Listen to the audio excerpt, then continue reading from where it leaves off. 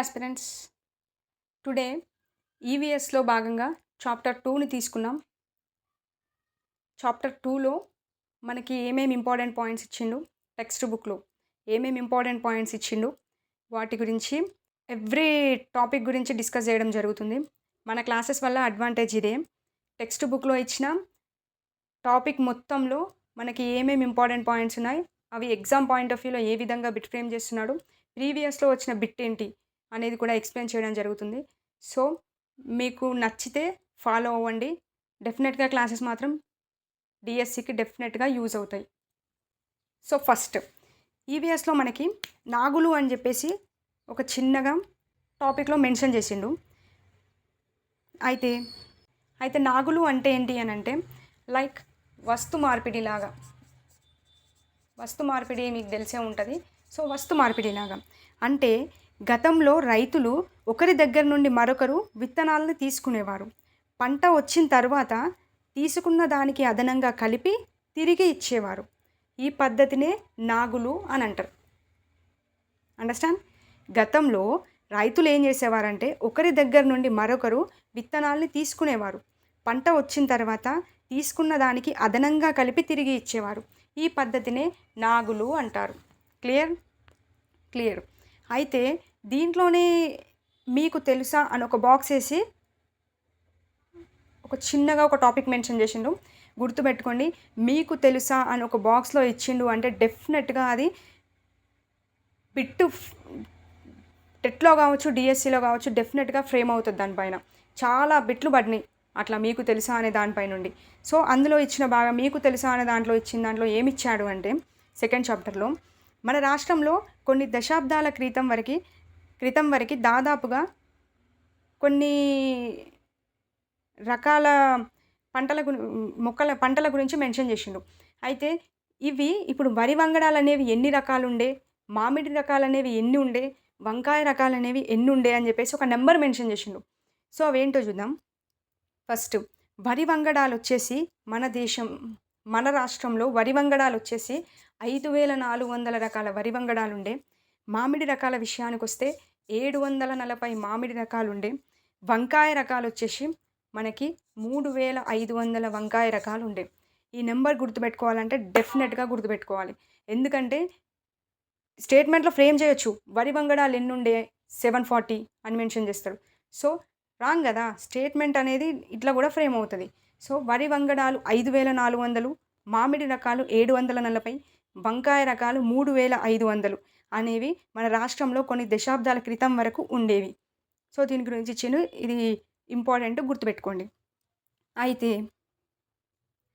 ఈ సాంప్రదాయ పంటల విత్తనాలు అనేవి భద్రపరచడంలో అశ్రద్ధ చేయడం వల్ల, మార్కెట్ ధర సరిగా లేకపోవడం వల్ల అనేక రకాలు కనుమరుగైపోయినాయి.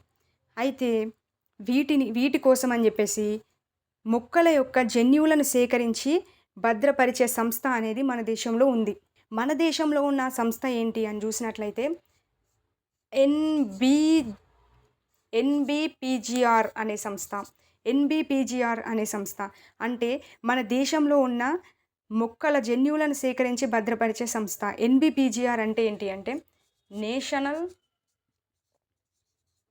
Bureau of plant genetics.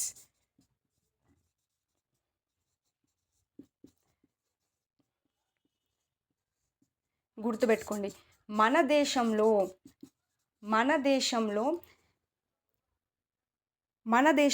ఎన్బిపిజిఆర్ national bureau of plant genetics అనే సంస్థ మొక్కల యొక్క జన్యువులను సేకరించి భద్రపరుస్తుంది. సో ఇది మన దేశంలో ఉంది. ఇది ప్రీవియస్ టెట్ బిట్. ఏమని అడిగిండు, మన దేశంలో ఏ సంస్థ మొక్కల జన్యువులను సేకరించి భద్రపరుస్తుంది అని అడిగిండు. So national bureau of plant genetics అనే సంస్థ. ఇది దీని గురించి మ్యాటర్. క్లియర్. ఒకటి నాగులు అనేది చూసుకోండి, వరి వంగడాలు ఎన్ని ఉన్నాయి, మామిడి రకాలు ఎన్ని ఉన్నాయి, వంకాయ రకాలు ఎన్ని ఉన్నాయి అని చూసుకోండి. ఎన్బిపిజిఆర్ గురించి చూసుకోండి. క్లియర్. నెక్స్ట్ ఇదే చాప్టర్లో మనకి అంతర పంటలు అనేది ఒకటి మెన్షన్ చేసిండు. అంతర పంటలు అంటే ఏంటి అంటే గుర్తుపెట్టుకోండి, ఒకే చోట ఒకే కాలంలో ఒకటి కంటే ఎక్కువ పంటలు పండించడం.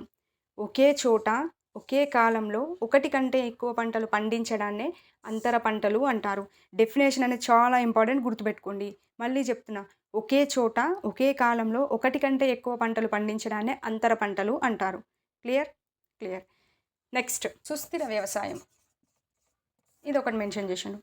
సుస్థిర వ్యవసాయం అంటే ఏందంటే, ఒక వ్యక్తి తన పొలంలో ఎన్నో రకాల పంటలను పండిస్తూ, పశుపోషణ కూడా చేస్తూ, ఎరువులు, విత్తనాల కోసం ఎరువులు కావచ్చు, విత్తనాలు కావచ్చు, ఎరువులు, విత్తనాల కోసం ఇతరులపై ఆధారపడకుండా చేసే వ్యవసాయమే సుస్థిర వ్యవసాయం. గుర్తుపెట్టుకోండి. ఒక వ్యక్తి తన పొలంలో ఎన్నో రకాల పంటలను పండిస్తూ, పశుపోషణ కూడా చేస్తూ, ఎరువులు, విత్తనాల కోసం ఇతరులపై ఆధారపడకుండా చేసే వ్యవసాయమే సుస్థిర వ్యవసాయం. అయితే ఈ సుస్థిర వ్యవసాయం చేయడం ద్వారా ఏమవుతుంది అంటే, పంట దిగుబడి అనేది పెరుగుతుంది. పంట దిగుబడి అనేది పెరుగుతుంది. దానితో పాటు భూసారం అనేది తగ్గకుండా ఉంటుంది. సుస్థిర వ్యవసాయం వల్ల యూసేజ్ అది. క్లియర్? క్లియర్. నెక్స్ట్ ఇదే చాప్టర్లో మనకి వర్మీ కంపోస్టు, పంచగవ్య, జీవామృతం అని చెప్పేసి మూడిటి గురించి మెన్షన్ చేసిండు. చాలా చాలా ఇంపార్టెంట్. డెఫినెట్గా డిఎస్సిలో మాత్రం డెఫినెట్గా బిట్ వస్తుంది. గుర్తుపెట్టుకోండి. ప్రతి దాని గురించి డీటెయిల్గా నేర్చుకోవాలి. వర్మీ కంపోస్ట్ అంటే ఏంటంటే, వానపాముల సహాయంతో తయారయ్యే ఎరువునే. గుర్తుపెట్టుకోండి. వానపాముల సహాయంతో తయారయ్యే ఎరువునే వర్మీ కంపోస్ట్ అంటారు. వానపాముల సహాయంతో తయారయ్యే ఎరువునే వర్మీ కంపోస్ట్ అంటారు. గుర్తుపెట్టుకోండి. ప్రీవియస్ టెట్ పెట్టిది కూడా. నెక్స్ట్ పంచగవ్య. అసలు పంచగవ్య అంటే ఏంటి అనేది చాలా ఇంపార్టెంట్. పంచగవ్య అంటే ఏంది, జీవామృతం అంటే ఏంది, ఈ రెండింటికి డిఫరెన్స్ ఏంది అనేది చూసుకోవాలి. పంచగవ్య అనేది ఒక ఎరువు అండి. పంచగవ్య అనేది ఒక ఎరువు. ఇది ద్రవ రూపంలో ఉన్న ఎరువు. ఇంపార్టెంట్. పంచగవ్య అనేది ఒక ఎరువు. ఇది ద్రవ రూపంలో ఉంటుంది. ఇది ఏ విధంగా పనిచేస్తుంది అంటే, సూక్ష్మజీవ నాశనిగా పనిచేస్తుంది. సూక్ష్మజీవ నాశనిగా పనిచేస్తుంది. తర్వాత రాస్తాను. పంచగవ్య అనేది ఒక ఎరువు. ఇది ద్రవ రూపంలో ఉన్న ఎరువు. ఇది సూక్ష్మజీవనాశనిగా పనిచేస్తుంది. అయితే ఈ పంచగవ్య అనేది దేంతో తయారవుతుంది అనేది చాలా ఇంపార్టెంట్. దీంట్లో దేన్ని కలిపి తయారు చేస్తారు అనేది చాలా ఇంపార్టెంట్. అవి గుర్తుపెట్టుకోవాలి.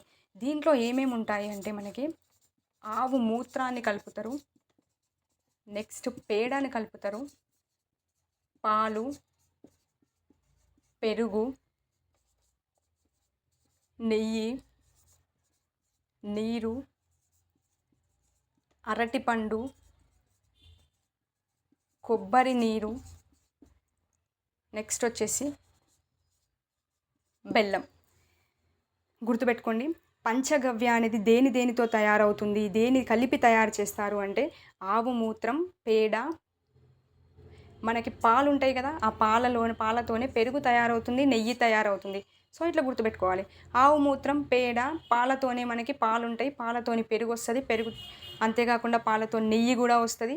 ఇందులో నీరు యాడ్ చేస్తారు. ఇంకోటి అరటిపండు, కొబ్బరి నీరు, బెల్లం, ఇవన్నింటినీ కలిపి మనకి పంచగవ్య అనేది తయారవుతుంది.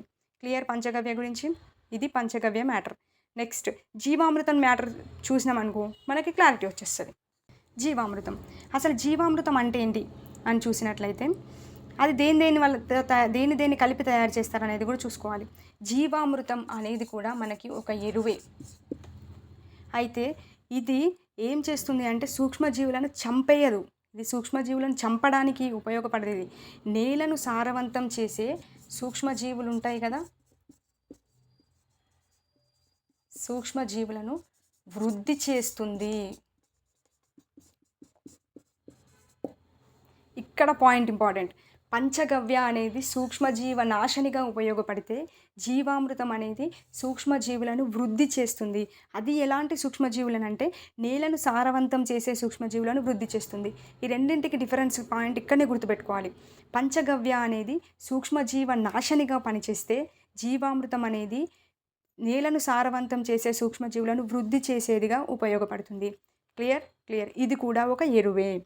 ఇది దేంతో కలిపి తయారు చేస్తారు అంటే, సేమ్ అందులో ఉన్న పాయింట్సే ఇందులో కూడా వస్తాయి. ఆవు మూత్రం కావచ్చు, నెక్స్ట్ ఆవు మూత్రం, పేడ, మట్టి, బెల్లం, పప్పు ధాన్యాల పొడి, నీరు. గుర్తుపెట్టుకోండి. ఇందులో ఆవు మూత్రం ఉంది, ఇందులో అదే వస్తుంది. పేడ ఉంది, పేడ వస్తుంది. ఇందులో బెల్లం ఉంటుంది చూడండి, బెల్లం ఉంది, బెల్లం వస్తుంది. నీరు ఉంటుంది, ఇందులో కూడా నీరు ఉంటుంది. ఇందులో ఎక్స్ట్రాగా యాడ్ అయ్యేటి మట్టి, పప్పు ధాన్యాలు, అంతే. క్లియర్. ఇది చాలా ఇంపార్టెంట్. డెఫినెట్గా ఈసారి డిఎస్సిలో దీంట్లో నుంచి బిట్ ఏదో ఒక సెషన్లో మాత్రం డెఫినెట్గా పడుతుంది. సో చూసుకోండి. నెక్స్ట్